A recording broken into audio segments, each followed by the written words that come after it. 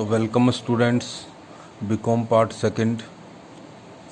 मैं doctor Sanjay Bhalla, associate professor, department of ABST, government college Bundi.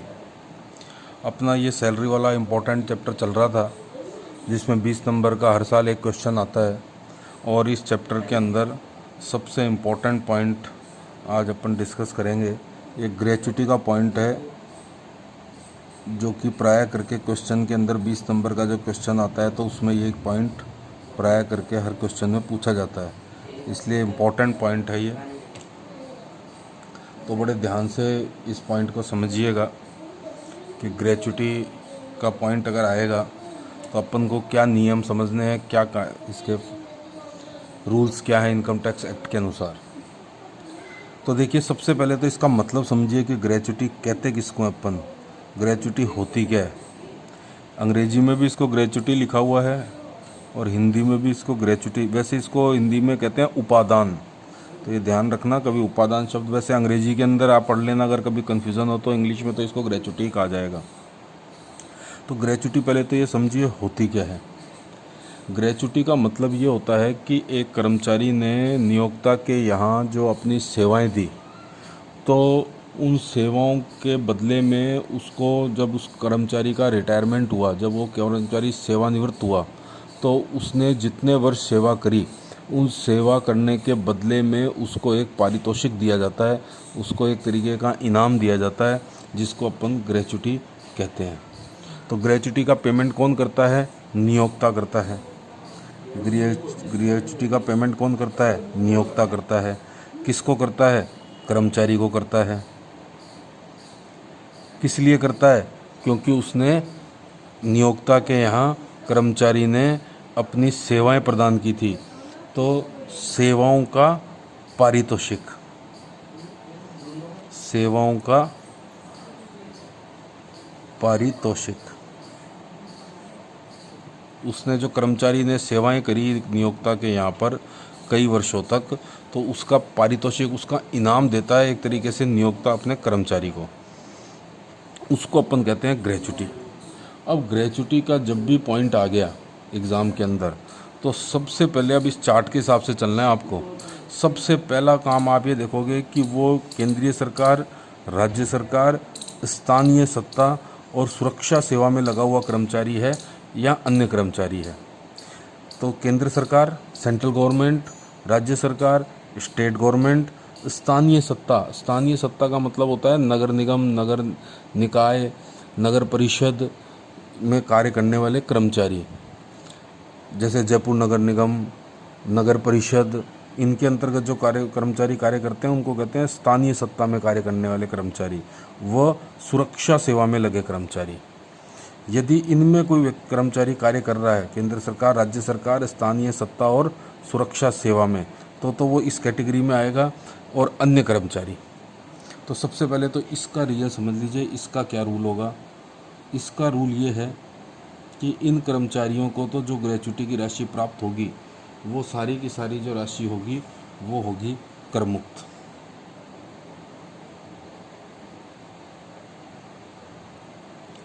Tax free. तो इसकी तो एक पॉइंट अपना अलग ही क्लियर हो जाना चाहिए, ये पॉइंट आपको, कि ये पूरी की पूरी राशि तो क्या मानी जाएगी? कर मुक्त मानी जाएगी। कब मानी जाएगी कर मुक्त? जब वो कर्मचारी या तो केंद्र सरकार के यहाँ कार्य करता हो या राज्य सरकार के यहाँ कार्य करता हो। केंद्र सरकार, सेंट्रल गवर्नमेंट, फिर ध्यान से समझ लीजिए, राज्य सरकार, स्टेट गवर्नमेंट, स्थानीय सत्ता, लोकल अथॉरिटीज़ व सुरक्षा सेवा में यदि कोई कर्मचारी कार्य कर रहा है, तो वो कर्मचारी को यदि कोई ग्रेच्युटी की राशि प्राप्त होती है, और ये राशि कब प्राप्त होती है? सेवानिवृत्ति पर। एक पॉइंट ये भी ध्यान रखना कि कब ये राशि प्राप्त होती है? सेवानिवृत्ति पर, यानी जब कर्मचारी रिटायर हो जाता है, रिटायरमेंट हो जाता है उसका, तब ये राशि पारितोषिक के रूप में, सेवाओं के पारितोषिक के रूप में कर्मचारी को प्राप्त होती है। किसके द्वारा प्राप्त होती है? नियोक्ता के द्वारा। तो यदि केंद्र सरकार, राज्य सरकार, स्थानीय सत्ता, सुरक्षा सेवा में लगा हुआ कर्मचारी है, तब तो हो जाएगी वो पूरी की पूरी राशि कर मुक्त।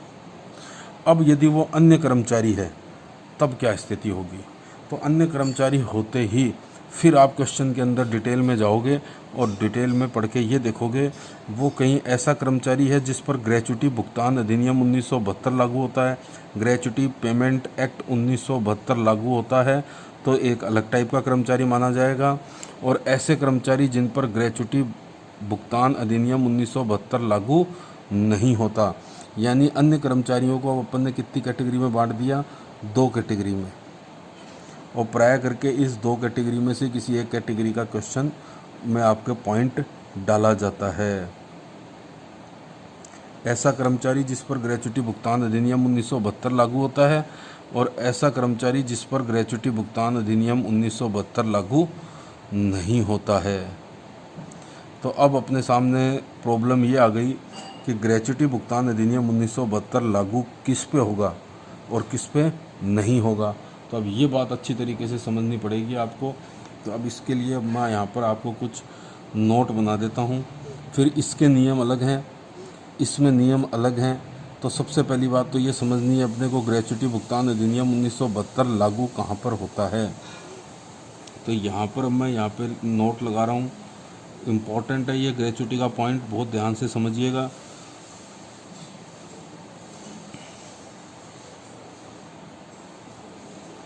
ग्रेच्युटी पेमेंट एक्ट 1972 ये कहाँ लागू होता है। एक तो वैधानिक निगम, वैधानिक निगम, निगमों, कारखानों,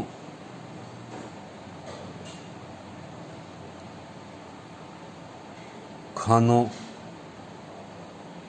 माइंस और बगानों,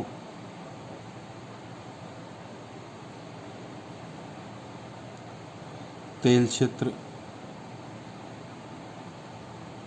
तेल क्षेत्रों, बंदरगाहों, पोर्ट तथा रेल कंपनियों पे लागू होता है।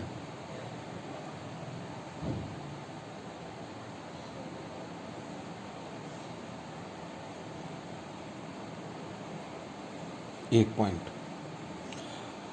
इसमें एक पॉइंट और ध्यान रखना है आपको, ऐसे व्यापारिक प्रतिष्ठान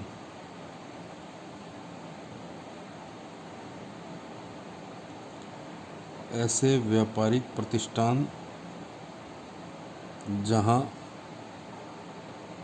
10 से अधिक कर्मचारी कार्य करते हैं, जहां 10 या 10 से अधिक,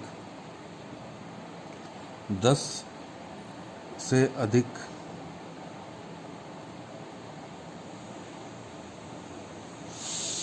कर्मचारी कार्यरत हों, वहाँ पर भी यह अधिनियम लागू होता है। तो देखो इसके अंतर्गत एक पॉइंट ये आ गया, एक पॉइंट ये आ गया, और एक पॉइंट और ध्यान रखना है इसमें,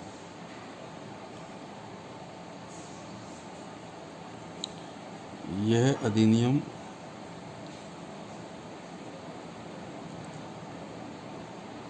तभी लागू होगा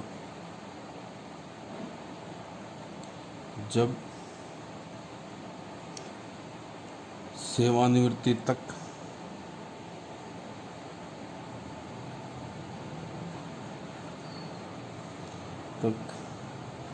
या सेवा त्यागने तक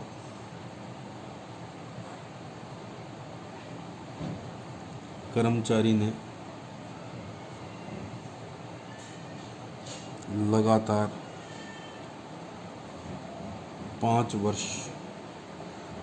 वर्षों तक कार्य किया हो।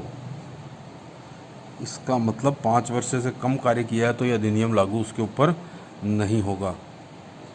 सेवानिवृत्ति पर या सेवा त्यागने पर भी उसको मिल जाती है ग्रेच्युटी। चलिए अब इस पॉइंट को अच्छी तरीके से समझ लीजिए, अपनी अब पूरी बात समझिए अभी तक की जो अपन ने बात करी है। फिर इसका एक सेकंड पार्ट मैं कल आपको लोड करूँगा वीडियो एक और। ये आज इसका ग्रेच्युटी का फर्स्ट पार्ट है। इस फर्स्ट पार्ट को अच्छी तरीके से अब यहाँ तक समझ लीजिए, जिससे ये पॉइंट पूरा का पूरा आपके क्लियर हो जाए, क्योंकि इम्पॉर्टेंट पॉइंट है, सवाल में प्राय करके पूछा जाता है। देखिए, सबसे पहली बात मैंने बताई, ग्रेच्युटी किसे कहते हैं। ग्रेच्युटी नियोक्ता के द्वारा कर्मचारी को दी जाती है उसकी सेवाओं के पारितोषिक के रूप में। या तो सेवानिवृत्ति पर दे दी जाएगी, या वो कर्मचारी ने अगर मान लो सेवा छोड़ के चला गया तब भी उसकी सेवाओं के पारितोषिक के बदले में कर्मचारी को नियोक्ता के द्वारा ग्रेच्युटी दी जाती है। जैसे ही ग्रेच्युटी का पॉइंट आपके प्रश्न के अंदर आ गया तो सबसे पहले आप ये देखोगे कि वो कर्मचारी कहीं केंद्रीय सरकार, राज्य सरकार, स्थानीय सत्ता और सुरक्षा सेवा में लगा हुआ कर्मचारी तो नहीं है, क्योंकि अगर ऐसा कर्मचारी है तब तो सारी की सारी राशि कैसी हो जाएगी, करमुक्त। करमुक्त का मतलब टैक्स फ्री, यानी उसके ऊपर अपन कोई टैक्स नहीं लगाएंगे, टैक्स फ्री हो जाएगी। अन्य कर्मचारी का ही पॉइंट पूछेगा आपसे एग्ज़ाम के अंतर्गत, क्योंकि इस केंद्र सरकार, राज्य सरकार, सुरक्षा सेवा में लगे हुए कर्मचारी और स्थानीय सत्ता के कर्मचारी के लिए तो टैक्स फ्री है। अब अन्य कर्मचारी आ गया, तो अन्य कर्मचारी के आते ही आपको सबसे पहले वो देखना है कि उस कर्मचारी पर ग्रेच्युटी भुगतान अधिनियम लागू होता है या ग्रेच्युटी भुगतान अधिनियम लागू नहीं होता। ये बात कैसे पता चलेगी, प्रश्न में दी गई सूचनाओं से पता चलेगी।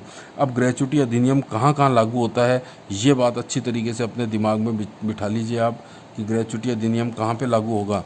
ग्रेच्युटी अधिनियम एक तो वैधानिक निगमों पर, निगम का मतलब होता है कॉरपोरेशंस, जैसे LIC life insurance corporation, Rajasthan राज्य पथ परिवहन निगम, राजस्थान रोडवेज कॉरपोरेशन है ये। तो ये जो निगम होते हैं इनके ऊपर भी ग्रेच्युटी पेमेंट एक्ट लागू होता है। जितने भी कारखाने हैं, जितने भी फैक्ट्रियां हैं उन पे लागू होगा, जितने भी माइंस हैं, खाने हैं, उनके ऊपर लागू होगा, जितने भी बागान होते हैं जैसे चाय के बागान वगैरह उनके ऊपर लागू होगा। तेल क्षेत्र जहाँ पे तेल निकाला जाता है ज़मीन पे से, वो वाले क्षेत्रों पे भी ग्रेच्युटी एक्ट लागू होगा। बंदरगाह, जितने भी पोर्ट होते हैं ये, इन पोर्टों के ऊपर भी जितने कर्मचारी कार्य करते हैं उन पे भी ग्रेच्युटी भुगतान नियम लागू होता है। तथा रेल कंपनियों में भी जो कर्मचारी कार्य करते हैं उन पे ग्रेच्युटी भुगतान अधिनियम लागू होता है। और फिर इसके आगे एक पॉइंट अपन ने और लिख दिया, ऐसे सभी व्यापारिक प्रतिष्ठान या ऐसे सभी व्यापारिक संस्थान जहां पर 10 या 10 से अधिक कर्मचारी कार्यरत हों। तो जो भी जगह, जहाँ पर भी, जो भी ऐसा प्रतिष्ठान, जो भी ऐसा संस्थान जहाँ पर 10 या 10 से अधिक कर्मचारी कार्य करते होंगे, वहाँ पर ग्रेच्युटी भुगतान अधिनियम ऑटोमेटिक लागू हो जाएगा। तो आपको सवाल में ये पढ़ना पड़ेगा कि वो कर्मचारी कार्य कहाँ पे करता है। मान लो सवाल में ऐसे लिख देगा कि वो कर्मचारी एक ऐसी जगह पे कार्य करता है जहाँ पर 15 कर्मचारी काम करते हैं, तो 10 से अधिक कर्मचारी काम करने लग गए, इसका मतलब वहाँ ग्रेच्युटी भुगतान नियम लागू होगा। या सवाल में ऐसा लिखा हुआ आएगा, वो कर्मचारी किसी वैधानिक निगम में कार्य करता है, या किसी बंदरगाह पे कार्य करता है, या किसी बागान में कार्य करता है, या किसी रेल कंपनी में कार्य करता है, तो इसका मतलब उस पर ग्रेच्युटी भुगतान अधिनियम 1972 लागू होगा। और तीसरी बात, इसमें एक बात ये ध्यान रखनी है कि उसकी मिनिमम सर्विस कितने वर्षों की होनी चाहिए।